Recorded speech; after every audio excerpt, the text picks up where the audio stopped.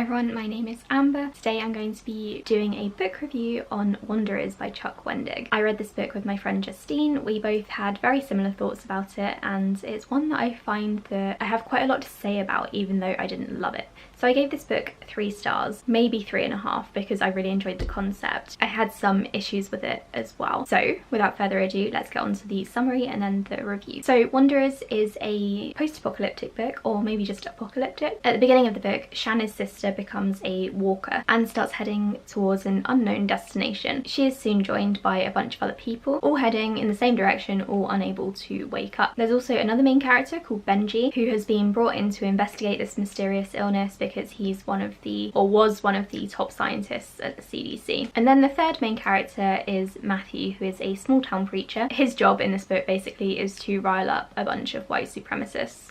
So there are a bunch of trigger warnings that I want to mention before I get into this review, because this book had quite a lot of them. So there is a graphic rape scene in chapter 50 that I think everyone should know about. There's also suicide, depression and racism and a bunch of others, but those were the ones that I noted down. This book is over 800 pages and it did feel really long. That's because it is. In terms of the length, I do think that the 800 pages were warranted. I think the book did drag a little bit in the middle, but at the same time I don't really know what could have been cut out. I ended up really getting into the book around the halfway point when everything started to come together and also to kick off. I didn't mind the book being that long, but it did definitely feel like I was reading an 800-page book, if that makes sense. It didn't really fly by. I think that it took a long time for the 3 different characters' storylines to properly come together. To be honest, throughout the book I was a bit bored of Matthew's chapters because I couldn't really tell where they were going to fit in and they felt really out of place. When they finally did come together with the other storylines, everything felt a lot more satisfying. I just had to have a lot of patience. So I picked up this book because I really wanted to read about a pandemic, because this was at the start of the whole COVID thing back in March, I think. I wanted to read about characters who were going through a similar thing. So you've got the walker kind of pandemic going on, which is where they're all walking towards an unknown destination. And then you've also got another pandemic starting to arise,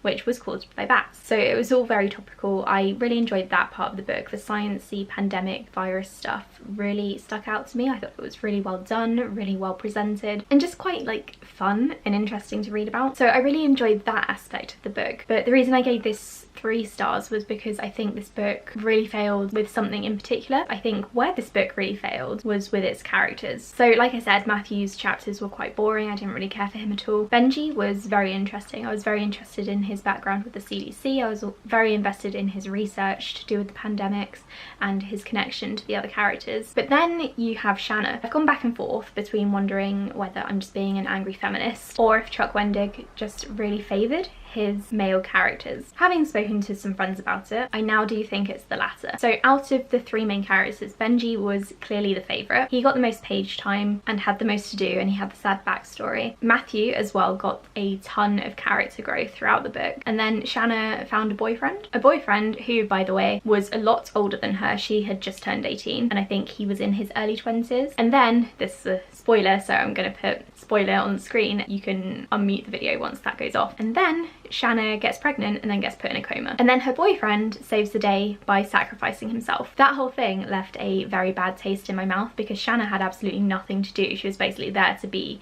the sister and the girlfriend. She didn't really do all that much. And then she was kind of reduced to a mother and a girlfriend, and then she was put in a coma and had nothing to do during the climax of the story apart from help her boyfriend save the day. The other female main character that I really liked, who wasn't a point of view character but she was quite prevalent in the plot, that was Marcy. She had a lot of potential. She was a very interesting character. She was an ex-police officer who suffered from brain damage after she was attacked by a group of youths or criminals, and she was able to kind of communicate with the walkers because of something in her brain. So she started out with a lot of potential. She was really interesting to read about, but I feel like her storyline and her character growth got cut short to focus on Matthew and on Benji. And it was a real shame because by that point Shanna had gone and done her thing, which was in the spoiler section of this video, and so I was kind of counting on Marcy to be the fun, interesting to read about female character, but she wasn't. Like I said at the beginning, there's also a rape scene and it is quite graphic, and to be honest I felt it was really unnecessary. I really don't know why Chuck Wendig put that in there, because to me it felt like an opportunity to progress that character's plot and character's development, but I really feel like they could have done that without including a rape scene. There was honestly no need for it. There was no need for it to be that graphic either. It was honestly disgusting. So all of those negatives aside, like I said, I really did like the virus stuff, especially because it's so relevant to what's going on now. Coronavirus is mentioned in the beginning because the virus is to do with bats. I personally quite enjoyed reading about those topics, but I know others might not, so maybe don't pick up this book if you're quite sensitive to that. So I think those are my main thoughts on the book. I feel like this review is a little bit jumbled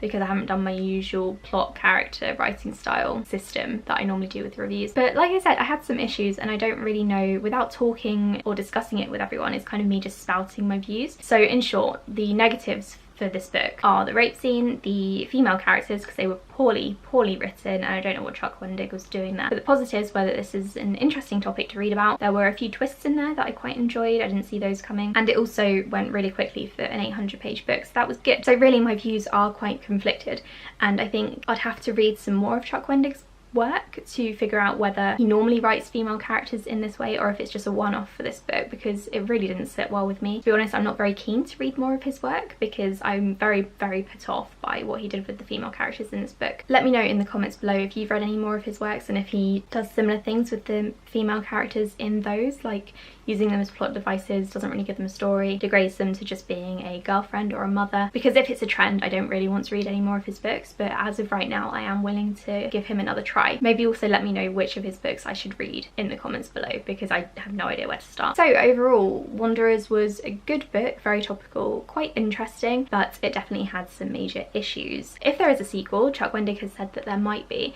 then I would probably consider picking it up in the hope that some of the female main characters would be more relevant and would have more to do, especially given the way that this book ended. But at the same time, like I said, I'm quite hesitant to pick up any more books by Chuck Wendig just in case he does the same thing again. This book also gets quite political, which I think some people will have a problem with because apparently authors aren't allowed to be political in their books, the new internet rule that people have come up with. To be honest, I didn't mind that so much. I thought it was quite interesting that you could clearly see that he didn't like Republicans or just white supremacists and Nazis, which is also fair. So in summary, I quite like this book, but I also had some issues with it. I'm quite conflicted about whether or not to continue on with his work. If you have read this book, do let me know what you thought of it in the comments below, without spoilers please, but we can hopefully get a discussion going. If not, you can tweet me at Books of Amber. I try to post videos 3 to 4 times a week, so please do like and subscribe. It would mean a lot to me and it really helps my channel.